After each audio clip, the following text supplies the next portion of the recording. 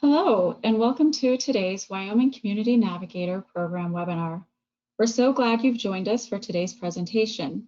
My name is Mandy Bailey, the Advising and Education Director with the Wyoming Small Business Development Center Network. I will be your facilitator today, working behind the scenes through the chat or question function of GoToWebinar to assist you the best that I can with any technical difficulties or questions you might have. Currently, all microphones are in listen-only mode in order to minimize the background noise, but feel free to type your questions into the question function of GoToWebinar so they can be answered during our Q&A session at the end of this webinar. And you may want to monitor the chat. We will be posting helpful links and information. This webinar is being recorded, and a link will be sent out to all participants about a day after its conclusion. The Wyoming Community Navigator program is funded by the U.S. Small Business Administration and utilizes the Wyoming Entrepreneurial Support Network to reduce barriers all small businesses often face, including those owned by groups such as veterans, women, and those from rural communities and communities of color. The Wyoming Community Navigator program uses a hub and spoke model to pursue its goals. Through their collective effort, the hub and spoke provide training, mentorship, access to capital, and access to other resources to help business owners build resiliency and ultimately be the driving force behind Wyoming's economic recovery. Today's webinar, Marketing Pop-Up Shops for Vendor Events, is presented by Gabachia Moreno. Gabachia Moreno is the founder of Biz Better, a conscious creative consulting agency with a passion for ethical business practices and consumerism. Her focus is set on content creation, digital marketing, and business consulting. She enjoys providing entrepreneurs with the tools that best organize their workload, facilitating process improvement, and helping create tech-forward, sustainable, and inclusive cultures within companies. And with that, I am going to turn it over to Gabachia. Thank you so much, Mandy. Let me share my screen. I think you'll have to give me those permissions. Here we go. Can you see my screen? I can see a white screen. Yeah, same on my end. Let's try again. I think in the switch of screens, it got lost. Okay, there we are.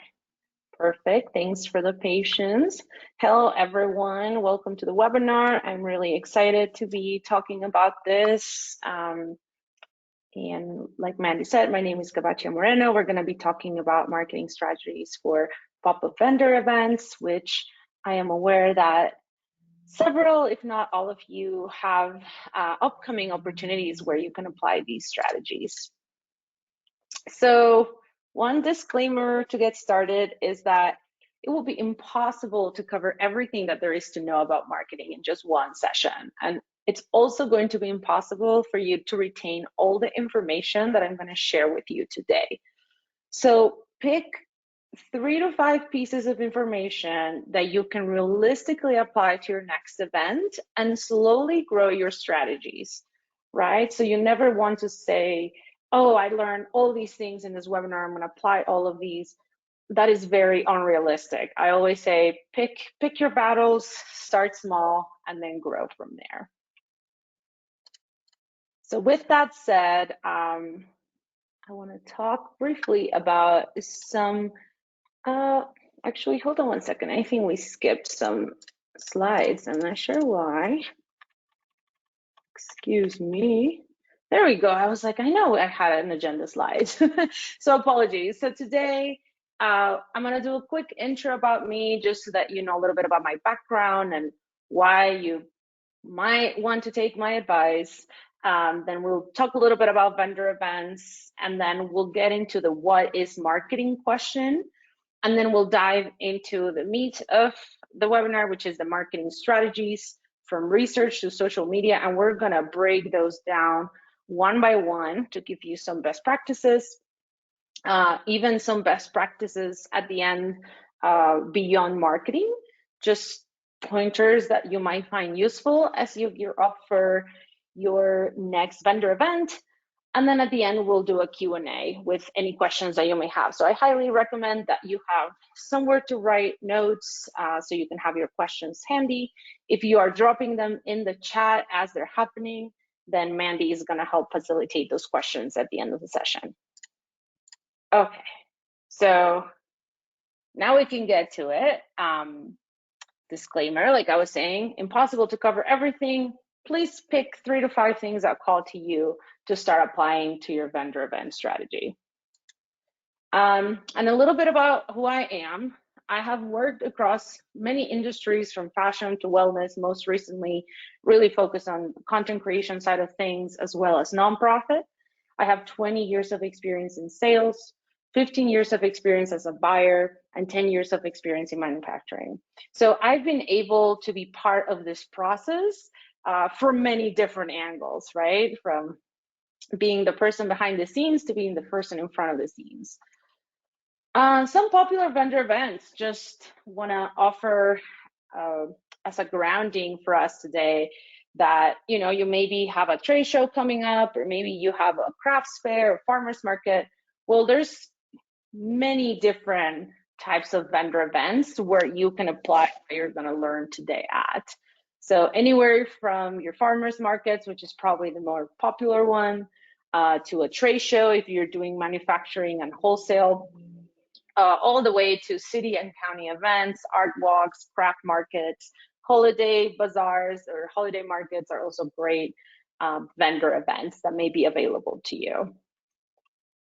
Some of the benefits of participating in these vendor events as a brand or as a retailer, and the reason I was actually talking to Mandy about this before we started, is that number one, it's a great opportunity to travel, right? You can do a lot of local vendor events, but there may be a vendor event 2-3 hours away, maybe 4 hours away, maybe across the country, who knows?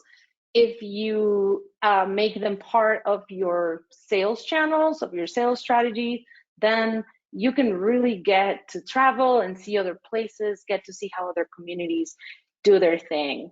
But beyond that, really what brings it home for me every time is that they're great ways to enhance the brand awareness for your brand, great way to engage with new customers, great ways to engage with community, an awesome way to do market research, especially if you're launching new products or new packaging. You can see people's reaction to that very easily, take notes, right?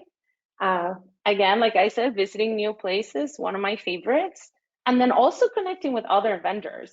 I think a lot of people overlook the importance of having peers that do something similar to what you do, right? Kind of camaraderie instead of competition. Connecting with other vendors is extremely important. And then of course, sales, right? It's another way that you can generate revenue. So let's get into the what is marketing question. I bring this up because marketing, and I'm here just describing it as the Oxford Dictionary says it to us, is the action of promoting and selling products or services, including market research and advertising. I like to offer this definition because what happens very often that I see is that vendors think of marketing as just advertising. They think marketing is just promoting, having a brand and promoting your products. And really, it is not. It really involves way more than that. So some of the examples that I want to offer is research and analytics, product presentation, paid ads, earned media, social media, purchase follow-up, product packaging, artist or influencer collaborations, social media campaigns, and really the list goes on. Marketing is really encompassing way more than just promoting or advertising products. And a lot of these also intersects, right? Because when you are doing a collaboration, you're probably going to want to do some research before that. You probably want to pull some analytics from that. You're probably going to include some earned media there or social media paid ads, right? So there's just, you can really weave a network of how you approach your marketing. But something that I really want to invite everyone to do is to stop limiting yourselves to thinking that marketing is just promoting. It really includes the selling as well. And so the way that we're going to go about diving into the marketing strategies today, if you can see the top 5 bullet points here are bold. Those are the ones that I figured would be great for y'all to do a deep dive in, and you can learn from, grab some pointers and tips, and apply to your upcoming event. So with that, let's think about research and analytics. So what I'm going to offer in this section is pretty much a question, an inquiry-based method, right? So questions to ask depending on whether this is your first time participating in an event or it's a repeat participation at a specific event. And I put together research and analytics because to me, research is something that you do when you don't know, but you can also use your analytics for research, right? So it depends on whether analytics is if you've had previous data or memories to look back and reflect upon, and then research is what you do with that and how you approach that data. So analytics, these are questions to ask yourself if you've attended the event in a prior year or prior season. So number 1 is what has worked for you in the past and why? The why is pretty important because something that may have worked for you in the past could have been just related to a specific event or a specific sale or a specific product launch or even a cultural event, right? Like maybe you at that time rolled out a product that hinted at a, joke for Super Bowl fans, and the Super Bowl had just happened and it was a hot thing and it's so like wildfire. But understanding what worked and why is going to tell you what from the past you can bring back and what you probably won't. So again, not everything that has worked before will work today. So analyzing any available data and your memory is really helpful to determine what you'll bring back and what you'll leave behind. Leaving behind as in what you're not going to try to do again or what you're not going to count on. So likewise, you're going to want to ask yourself, what has not worked in the past and why? Equally important as knowing what worked, not because something did not work in the past, it means that it's not going to work in the future or today. I have seen this happen plenty of times. Timing is a very weird and crucial thing when it comes to sales. Sometimes you're too ahead of your time. People are not there yet with your product, with your offering, with your business model. And then suddenly you start seeing that people may be ready for it now. And what would it mean for you to apply some of those strategies or some of those products into your next event?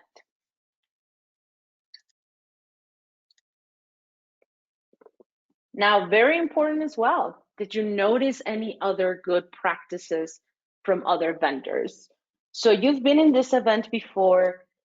You may have seen another vendor do a fun event or a fun sale or a fun promo or something that, or having something dynamic in their booth that brought people constantly to them.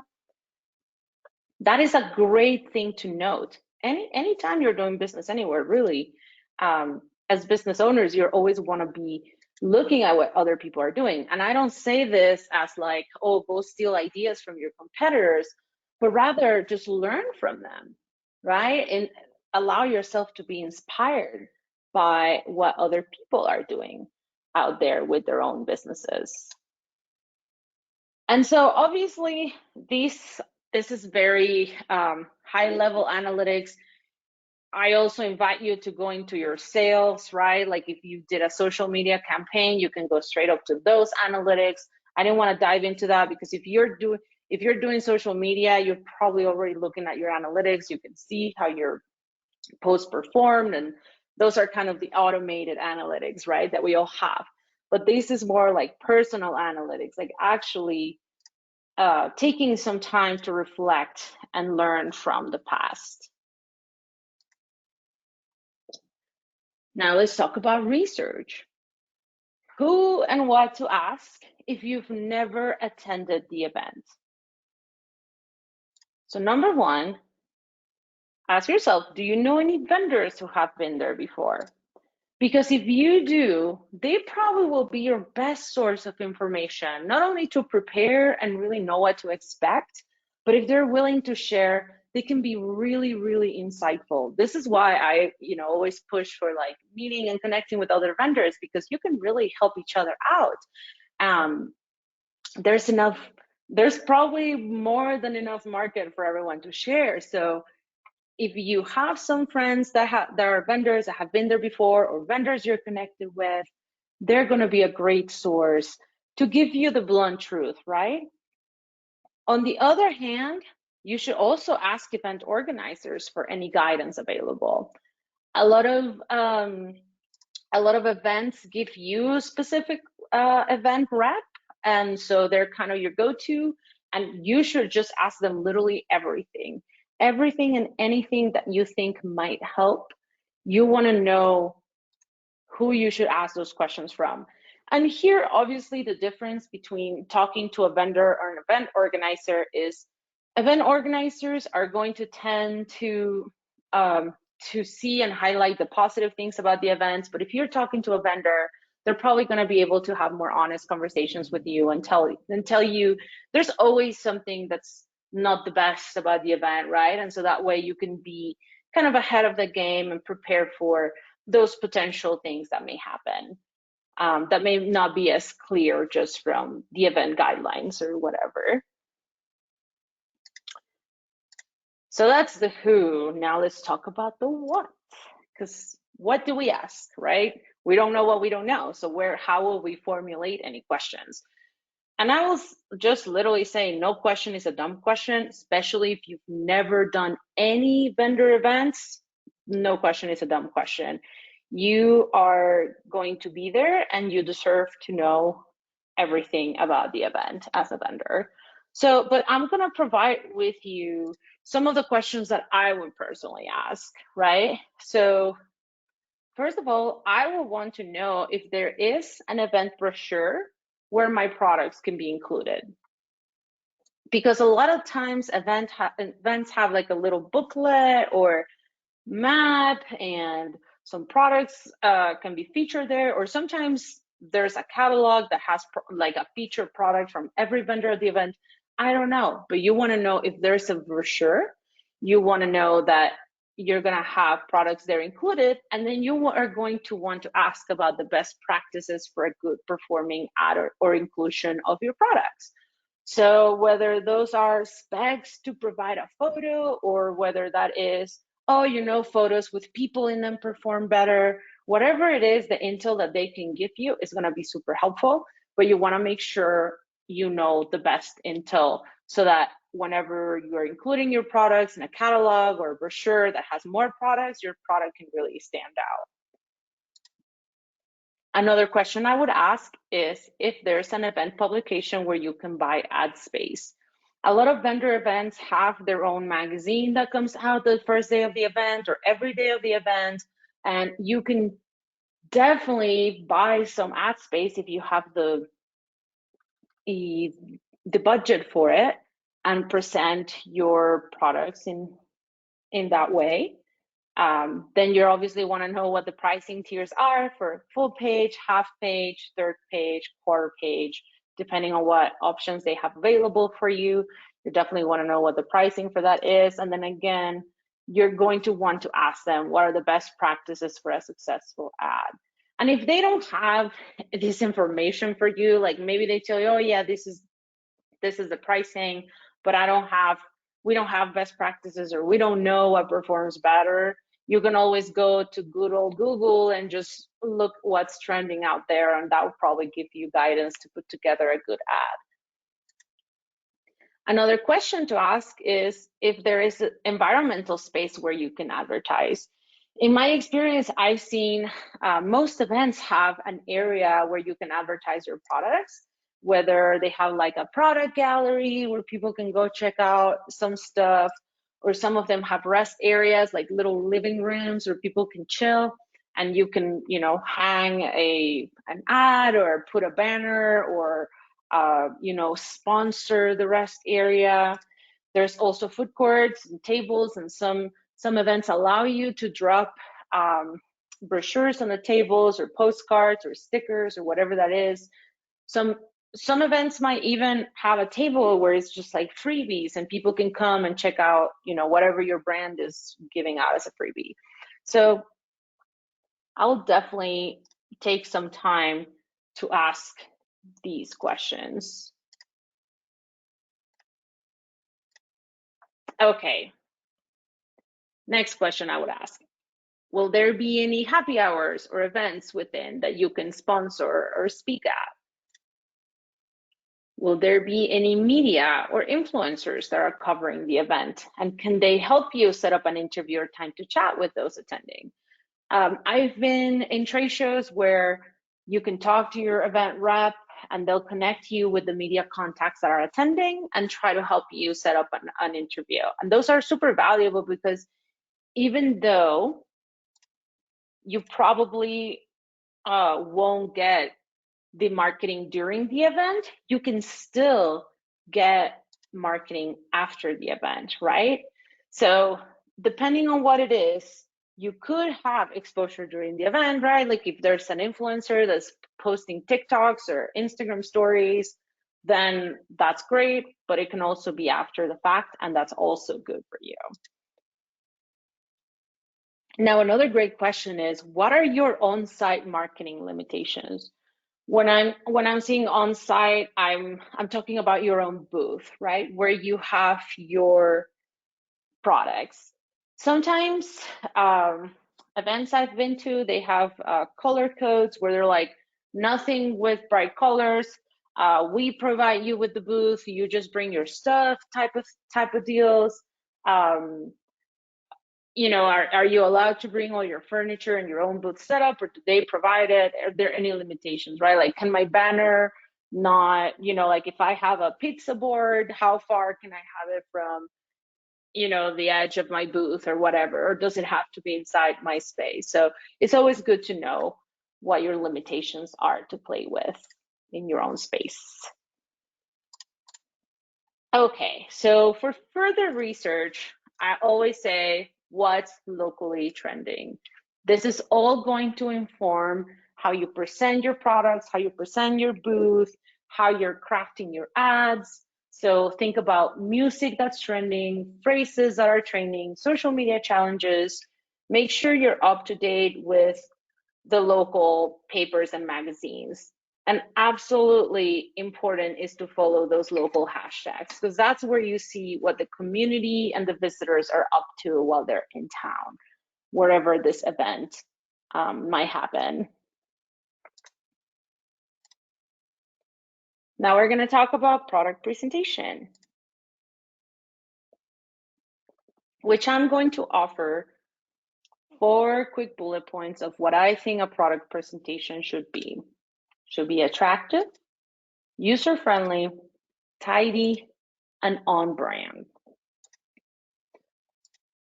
Because what your product presentation is, it encompasses from your display to your bags, or however you wrap your products after purchase, right? So from your packaging or the packaging to the bagging, it's all part of that presentation. So again, it starts with your display, which should be attractive, user-friendly, tidy, and on brand. If you've ever walked around a farmer's market or any vendor event, you can tell who has their brand very dialed in because it all feels together, right? The way the whole booth is set up, it sparks curiosity. It makes you want to come in. It's easy to see prices. It's easy to see information about the products or access information about the products. It's tidy, right? So it's not messy, and it's definitely on brand.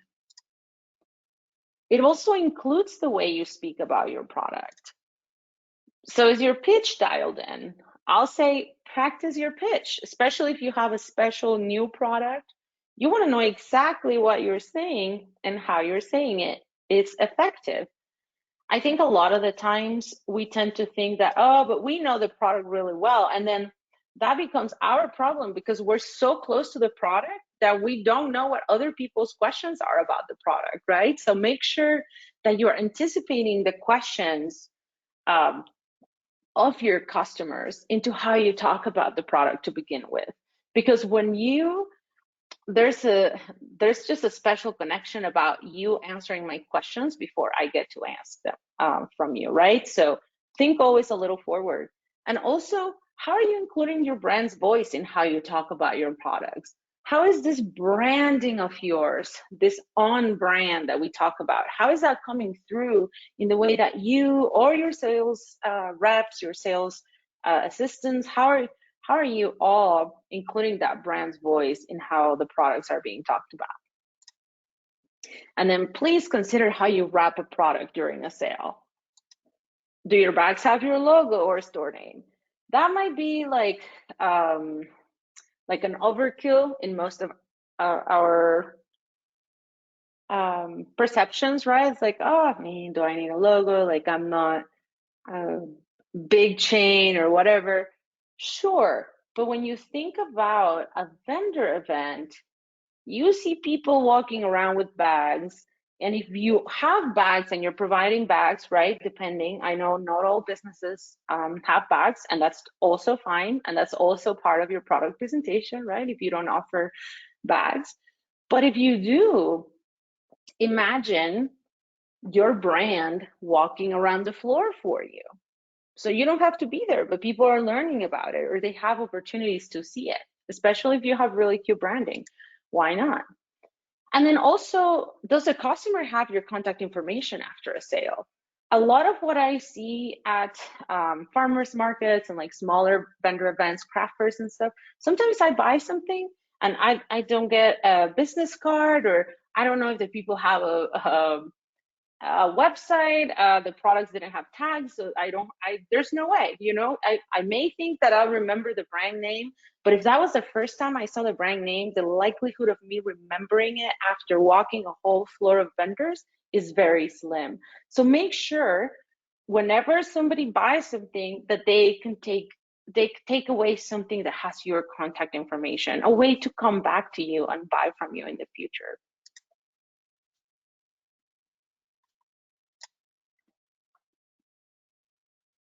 Okay, let's talk about the paid ads. Paid ads can be digital ads or print ads. They can happen prior to the event or during the event. And actually, if y'all remember when we were talking about research, some of the questions that we asked were, oh, are there publications or brochures during the event where I can advertise, right? Where I can plug my products in. So this is kind of also in the realm of paid ads. And I'm going to offer some best practices for paid ads. These are not best practices. I'm not going to tell you how to design the ad. That would be a long shot to try to understand the specific communities and the specific audience for each of your offerings. But these are more general best practices for whenever you are using paid ads or interested in using paid ads. So before you invest, definitely know where your audience and ideal customer is. If you haven't taken some time to create your client personas or your customer personas, do a little Google search. customer persona, and make sure that you start building out that profile so you really understand your customer. Because if you don't know your customer, you're just going to lose money paying for ads, because you're not going to be talking to them directly. You're going to be talking very generic, and you don't want that.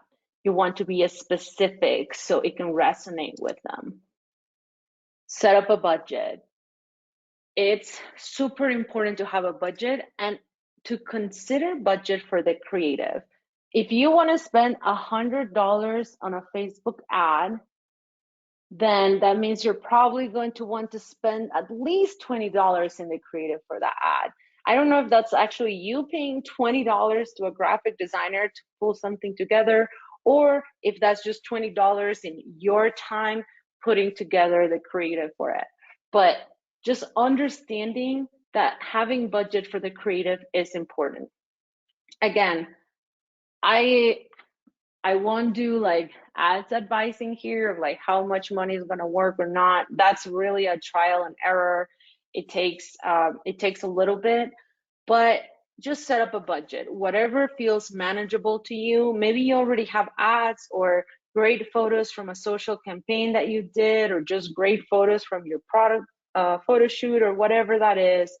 That's fine. Maybe you have it. But whenever you set up a budget, make sure you're also budgeting for that creative, especially if you don't have it and you need it to be specific to a vendor event. Now, some of the most popular ad placements that exist are billboards, bulletin boards, newsletters, newspapers, magazines, social media for sure. Oops, apologies, one click extra.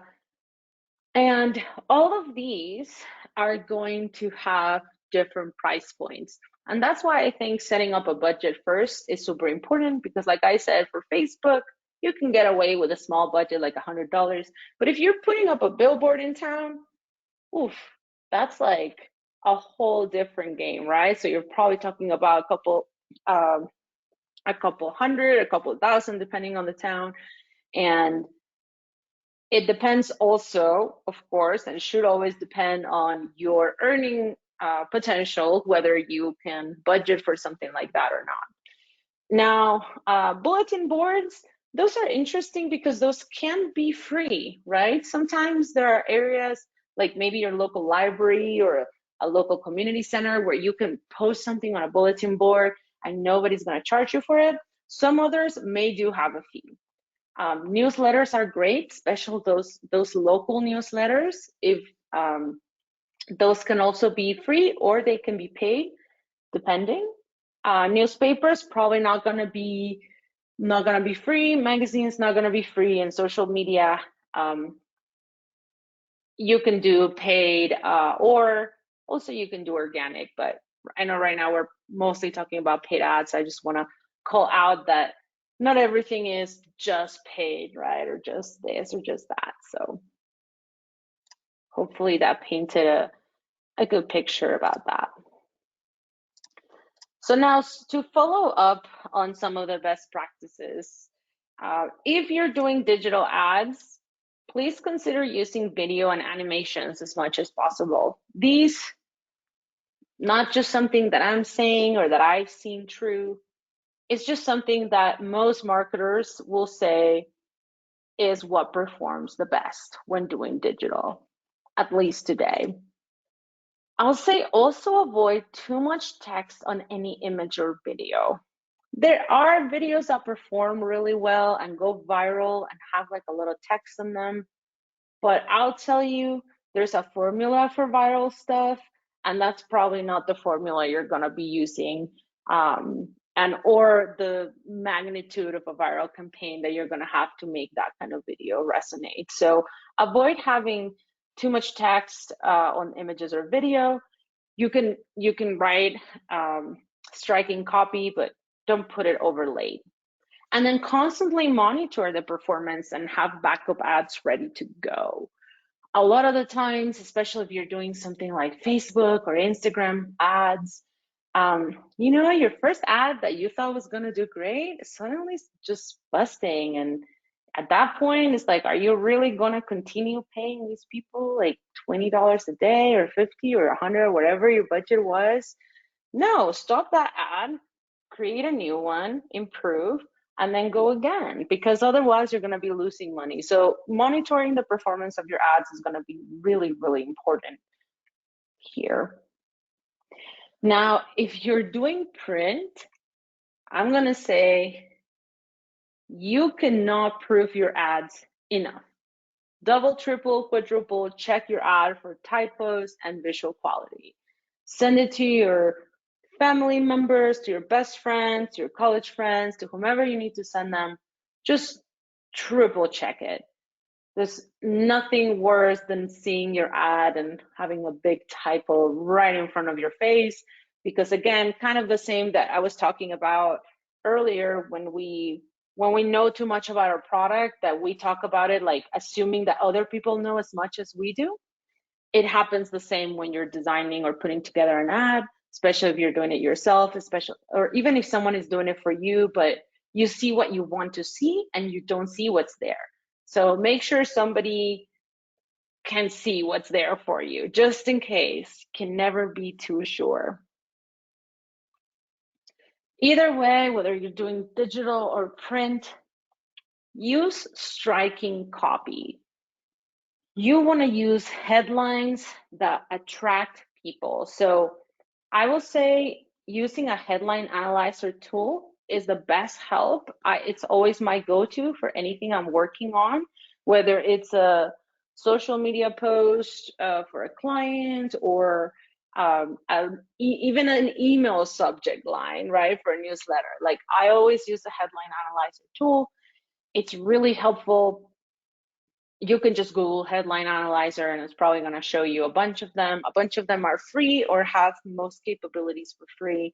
Some of them are paid, but definitely worth running your first sentence through a headline analyzer, because it's going to tell you if you're using power words or emotional response words. It's going to help you craft better copy.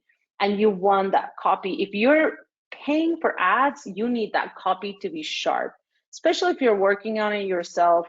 If you have the budget to hire a copywriter, that's a whole other game level. And I would still pull their copy through a headline analyzer, because you never know. Making sure your creative is attractive. So strong images, strong video, good quality, that's huge. And then a good way that I find to just figure out the efficiency of all of this, like I said, is just ask your friends and family, or even your most trusted customers, whether the ad looks good to them. I know back in the days when I was managing a store, I did have my very close customers that would come in all the time. And if I was working on an ad while they were shopping the floor, whenever I was like cashing them out, I'd be like, can I poke your brain for 2 minutes and tell me if you like this ad? Your trusted customers are your best asset every single time as well. They'll tell you the truth. They'll be honest with you, and they'll be super, super helpful as well. Now let's talk a little bit about earned media. I know this is not very popular with small businesses, but there's a lot of opportunities in earned media, because what happens is that your local news and content creators need stories. So if you have one, you should probably be reaching out. A lot of the times people think that earned media, and earned media is, for example, when you see someone in such and such magazine, and you might have seen that, right? Like, oh, how do people get their products to be in magazines? And you might think like, oh, it's because journalists are researching products all the time. And yes, that's true. But in reality, it's probably because they asked for pitches and they received a pitch, or someone told them about this product. So that's pretty much the same for you. It's really all about the pitching. So identify who your local news are, who the blogs are, what the social media trending accounts are. Prepare a concise and attractive media pitch. Media pitch is another thing that I'm going to empower y'all to go check Google for, how to craft a good media pitch. and then share with as many outlets as needed. You're probably going to have to craft it specifically to each outlet, but the more you share, the more like you're going to get a hit. So you let me know if you got a hit, okay? Now, just briefly want to talk about media pitch, because that, to me, that was always a mystery. And I'll tell you, with companies I've worked for, I've seen tens of thousands of dollars thrown away into PR, because this is pretty much what PR folks do, without much return on investment. So you can do it yourself. You don't need to hire a PR person and spend $10,000 a month or $5,000 a month or whatever that costs where you're at. But a media pitch is essentially an email, could also be a message, or even a direct message if you're sharing with someone on social media. But you send it to relevant media contacts and publications, so journalists, reporters, editors, influencers, so that they get to decide to cover it or not. So this pitch letter should obviously include the most important details that can grab their attention. And these are kind of the top 3 important details to include. And I borrowed this from my friends at semrush.com. They have this blog post that's how to write the perfect media pitch. I highly recommend you all go Google that. Pretty much you want to make sure you have the lead, which is the enticing hook that shows why your story is newsworthy, why your story is worth it for them to cover. It also will have a call to action, which is where you say, I think my product makes a great inclusion in one of those roundup blog posts, or hey, I'm happy to hop on a podcast interview, or if you're doing a segment about this kind of product, I'll be happy to provide, whatever the call to action there is. But make sure you know what you want from them, and make sure you're asking for that directly. And then value proposition, right? So let them know how your story is adding value to their business, to their outlet, to their media.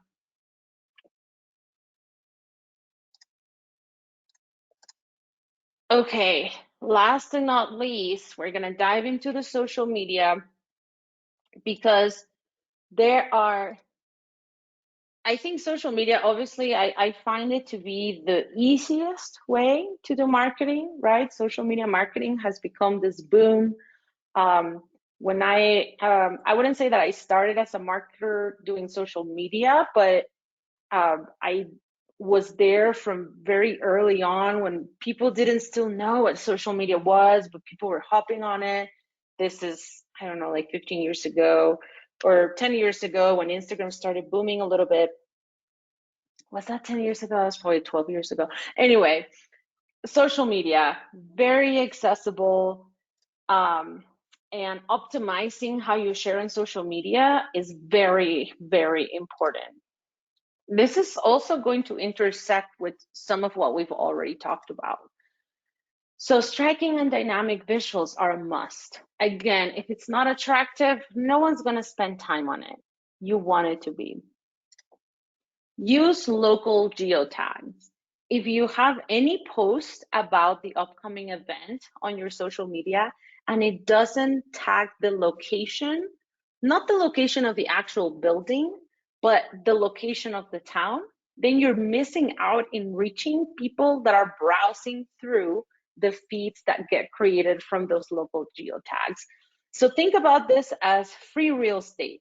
If you put Laramie, Wyoming in your geotag, then anyone that looks at the Laramie geotag is going to be able to find your post. You want to make sure you're doing that. Use local hashtags. Exact same principle. If you're using hashtag Lander or hashtag Cheyenne or hashtag wherever you are, then your likelihood of being found by the people that are locally interested or live locally is way higher.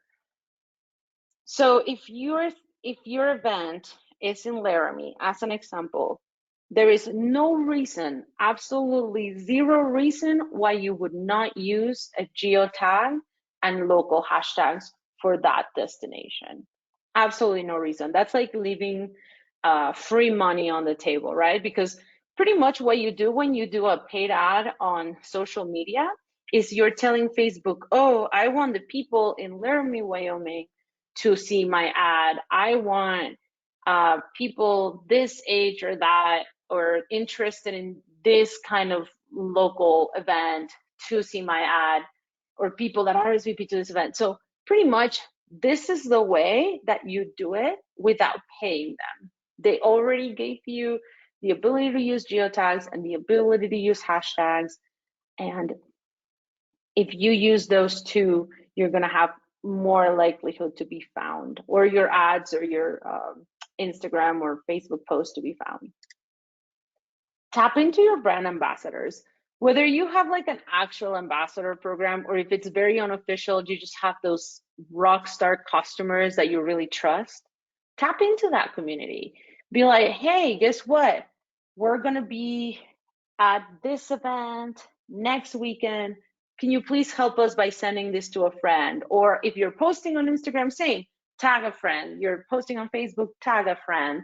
Just make sure you're tapping into your community. Now, if you actually have those brand ambassadors, you can make those requests, right? Like, will you please share this for me? If you have official ambassadors that you pay, then you know how much you pay them. You make that deal with them, but make sure you're utilizing them, especially if they're local. Using event tags and hashtags. So many times I see events that have really great branding, and then people are advertising that they'll be there, but they don't tag the event. And so it makes it harder to figure out how to access the event. So make sure you're using the event tag. And if the event has proprietary hashtags or hashtags that they're using, please grab those and use them as well. They don't charge you to use the hashtags. I know a lot of people are very wary, and they've read there's a lot of myths out there that if you only use 12 hashtags, that's the best performance. It really isn't. On Instagram, for example, you can use up to 30 hashtags. Probably there's no reason why you wouldn't use 30 hashtags. 30 hashtags is like having 30 streets where you can have an ad. And if you don't use 30, then you have one less, or two less, or 10 less, or 15 less. Like, why would you do that? It's pretty much free advertising space, so use them. Also incentivize through sales and promotions, right? So if you want to get people hyped to come visit you on an event, you want to make sure that they have more than the normal reasons to come see you, right? So always having a sale or a promo can be a good practice. And then don't underestimate the power of a giveaway. Really, even it's a giveaway that you may be able to set up for people that do something on your social or share to their social, but then they can come claim a prize during the event, right? So don't underestimate that power. That's always a good pull. That's always exciting for people, right? To maybe win something. So that's just another way that I would optimize how I use social media in preparation for an event. I know that's been a lot. We're coming down to the close. And here is something that I want to offer just as general best practices. Like I had said, this goes beyond marketing alone. And this is actually from a prior webinar that I taught for the Wyoming Small Business Development Center, which was just all about the best practices for pop-up events, right? Succeeding at pop-up events. So I figure this will be relevant to you all today. So some of the best practices that I like to incorporate during an event are treating all patrons with the same respect and excitement. There's really nothing worse than going by a booth and feeling like you're not worthy of their time. You never know who's going to spend their whole paycheck at your booth. So just show respect and excitement equally to everyone. At least acknowledge each person that glances at your goods, right? Like maybe they won't stop by right now, but maybe they'll come back later just because you gave them that nice smile and genuine smile.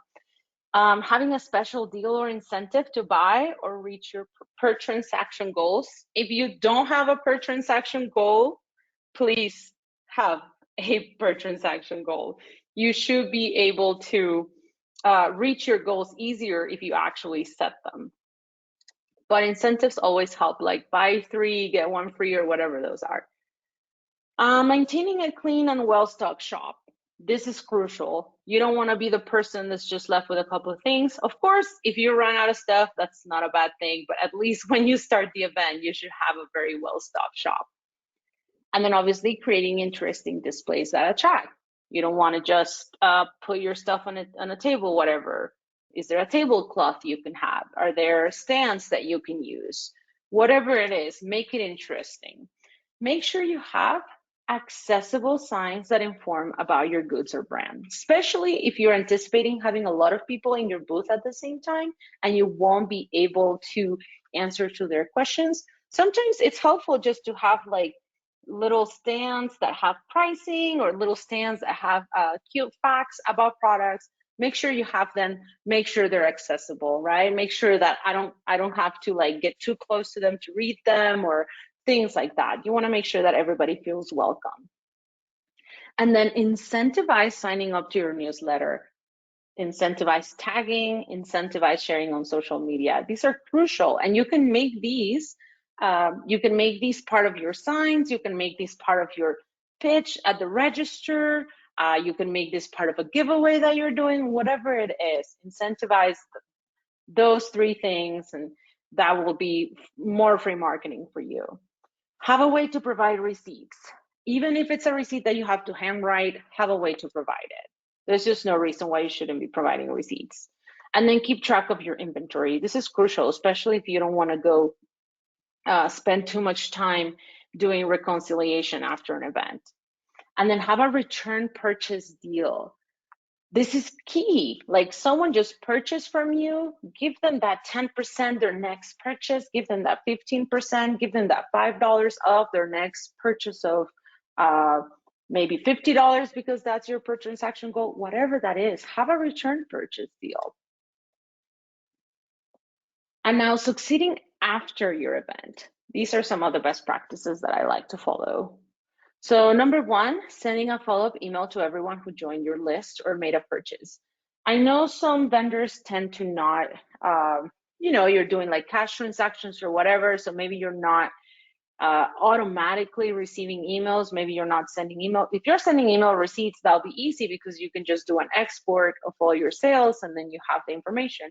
But if you don't, and you're gathering your newsletter through a little clipboard or a notebook, whatever that is, make sure you do that so that you can send a follow-up email to everyone who joined to join you during the event, because then you get to continue that relationship. You get to actually build on that relationship, especially if they were new customers. Make sure you share a recap of customer and pop-up moments on your social media. It doesn't matter that the event already happened. I would say you can do this during the event. That's super efficient as well. But even after the event, because people will miss the fact that you were at the event, but then next time they'll pay more attention.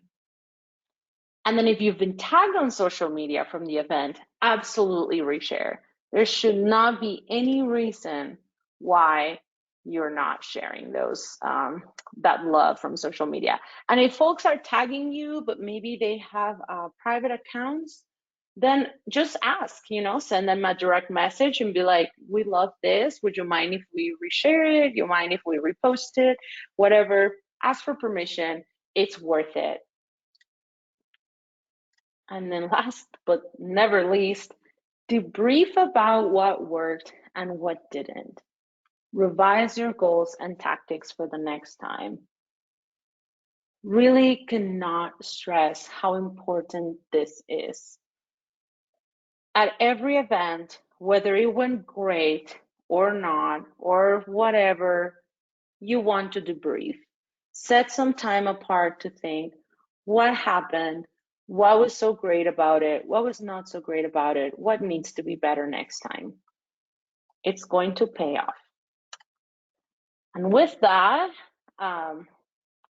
we've come to the final stretch and would love to hear any questions that any of you may have. Thank you. That was amazing content. If you do have a question, please type it in the questions section of the webinar's control panel. We'll respond to any questions that we have. And then, Gabatia, what is one factor you use to determine if a marketing strategy worked or didn't? That's a really good question. Well, it'll have to depend on what the thing was, but normally a good for something like a vendor event would be knowing where people came from, right? Like, how did they decide to come in? So if I notice that most people are coming because I maybe set up a cute photo booth or photo op, and that's what's bringing people in, and that's turning into sales, then I know that's very visible, right? Like, I'm seeing what the pool is. If it's something that's more digital, that's why I really like the idea of this giveaway, right? Because you can measure then who comes through your booth that has learned about that. Because people will tell you, they're like, oh, I'm here because I saw the giveaway, or I entered the giveaway, or I want to enter the giveaway. So those are very easy to measure. I think other things, especially other tactics I've employed in the past, is in that follow-up newsletter email that I sent out to everyone that visited and shopped, that has a little quick survey, like a 1-minute survey, and then that survey includes like, how did you hear about us? And then that way you can tell, like, oh, they saw us on this or there or there. People are normally very vocal about that stuff, at least in my experience. The days when I had the shop and things like that, people would drop by and they'll be like, oh, I saw the article in this magazine. And so it was really easy to know, how folks came to shop. Awesome. Hopefully that was helpful. Yes, absolutely. I'm not seeing any other questions, so I would like to thank Gabatia again for being here. That was amazing content, and we're so appreciative that you were able to share with us today. That concludes our webinar today. I would like to invite everyone to our next webinar, which is going to be Wednesday, June 8th at 6 p.m. And we're going to cover how to ensure the maximum return on your investment at a vendor event. So we hope to see everyone there. And I hope that everyone has a great evening. And again, thank you for attending today's webinar. We hope to see you next time. Thank you so much, Mandy. I can also send you the presentation if that'll be helpful for everyone to have. Yes, that would be great. Thank you. Awesome. We'll do that. Thank you all. Thank you.